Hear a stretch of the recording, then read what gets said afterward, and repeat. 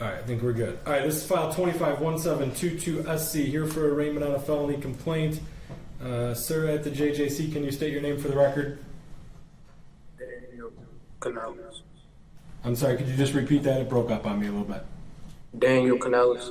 All right, sir, you're here for arraignment on a felony complaint. Mr. Kennedy, here for arraignment. How would you like to proceed with that arraignment today? Thank you, Your Honor. John J. Kennedy, P51549, representing Daniel Shane Canales. For purposes of arraignment only, I've discussed with him his constitutional as well as his statutory rights. In addition, I have reviewed each charge and read them to him along with the maximum penalties. As to the charges themselves, we're going to waive formal reading. My client would stand mute. I'd ask to have a not guilty plea be entered on his behalf. I'm going to request court-appointed counsel, and I would ask to have this speak to bond. All right, we're going to waive formal reading, stand mute, enter not guilty, set a probable cause conference, grant court-appointed counsel. From there, I do have Mr. Hall here on behalf of the people. I'm going to allow him to go first. I'll give you an opportunity to respond. If you can't hear him, I know the audio is not optimized for Zoom proceedings, but if you can't hear him, let me know. Otherwise, Mr. Hall, the floor is yours. Hey, good afternoon, Your Honor. Jeffrey Hall on behalf of the people. This time I'll be asking for $1 million bond on this individual. While he has no criminal history at all, the severity of these charges, a life offense stemming from really a property crime, which is a very small offense. I've estimated his guidelines as starting around 19 years at the bottom end, so he is facing a very high sentence if convicted. Likelihood of conviction, I believe in this case, is extremely high. The entire incident is on camera from start to finish. There's no issue of identification. It's really just an issue of what the eventual conviction would be, what type of homicide. I believe the defendant shows a lack of regard for authority, shown by the fact that he ran from 2 different police agencies during this event. His driving in this incident that led to the crash shows a lack of regard for public and human safety, both the public and himself, reaching speeds of up to 130 miles an hour during the chases, as well as I believe there's the fact that the 16-year-old was out at 2:30 in the morning with a 12-year-old stealing cars shows a lack of parental authority or supervision of the defendant. So I do believe that the defendant does pose a risk to the public. I do believe that there is a concern for him to show up at court given the severity of the offense, possible sentence, and lack of home supervision for a minor. So I am asking for what I understand. It is a high bond, but I think it is appropriate in this matter. All right, and I know there was mention of other parties. There's no co-defendant, at least Each on the 12-year-old was juvenile. gone through a juvenile system. Okay. All right, just making sure. Mr. Kennedy, go ahead and respond. You got it on mute, John. Yep. What was the number? He's asking for a $1 million bond. On behalf of my client, I would ask for a lesser bond, Your Honor. On behalf of him, I'd like to be able to, him being at a certain age, the possibility of being at home, the possibility of not cash surety and cash surety with 10% with a tether. I would like to be able to give him that opportunity. It would be easier to be able to meet with his future attorney on this matter.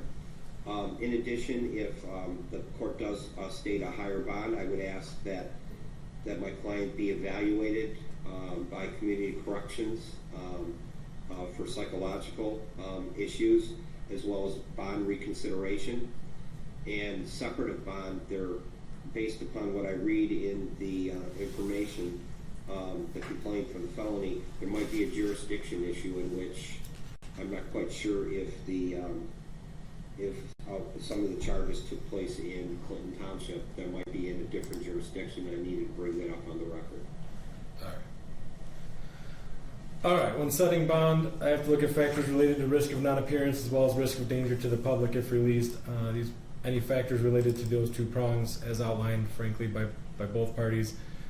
Obviously, given the defendant's age, there's a lack of criminal record, fortunately enough, which at least up until now demonstrates that he's made all of his court dates because there haven't been any. That being said, in as much as I can consider the nature of the offense for something that someone is innocent unless later proven guilty on, I have to take that into consideration. The circumstances involved here as outlined by the prosecutor, definitely give way to a serious concern for risk of danger to the public, a serious concern for risk of flight just in the nature of the charges as they're written. Anything jurisdictional would be an issue for the next court date. I'm not going to get down the rabbit hole on that today. Those are all motions that can be made once counsel's appointed if they feel that that's necessary. Quite honestly, MCR 6.106 takes into consideration the fact that our fundamental right is the right of liberty, and that's not something that should be taken lightly, something that only in limited circumstances would we be able to deny somebody bond altogether. And quite honestly, this is one of the cases where that could be considered. The people are requesting $1 million bond. Frankly, I don't think that's unreasonable, but I have to figure out the least restrictive means to ensure that the defendant appears to court and is not a risk of danger to the public. And again, not getting too deep into the facts of the case because I'm not a sentencing judge and we're not here to try the case today, but some of the facts that have been put forth today are of extreme concern to the court when I'm looking at things such as risk of danger to the public and risk of flight, and that I think the facts provided demonstrate both of those to the utmost degree. So I will refer it for a bond assessment. I'll refer it to CMH for an assessment as well. I think I also need to address whether or not, as a juvenile, he should remain at JJC pending trial. Any objection from the people in that regard? No, we request you stay at the JJC. Okay. So I would request that also, Your Honor, on behalf of my client. And the people agree. So I'm going to allow him to remain at JJC pending trial. I don't think there's any issue with that. I think that's probably the best case scenario for everybody involved here. But at this point, pursuant to MCR 6.106B, I'm going to remand the defendant without bond. And that can be readdressed at the next court date. That court date will be July 28th at 8:30 a.m. on Zoom with Judge Femininio. And Mr. Canales, I would just indicate to you that the court will process your request for counsel. That's done through an independent agency. An attorney should be in touch with you within 72 hours of notice of their appointment. I don't have any way to guarantee how fast they are going to get notice of appointment, but I would just caution you not to say anything about your case to anybody except for that attorney, just in the interest of making sure you don't say something that could potentially be used against you. So make sure you're not saying anything to anybody about your case until you have talked to your attorney and have that attorney with you. Does anyone have any other questions at this point? What was the time for the PCC? 8:30 a.m. And are No, we, Your Honor, no questions, and I did discuss that with my client.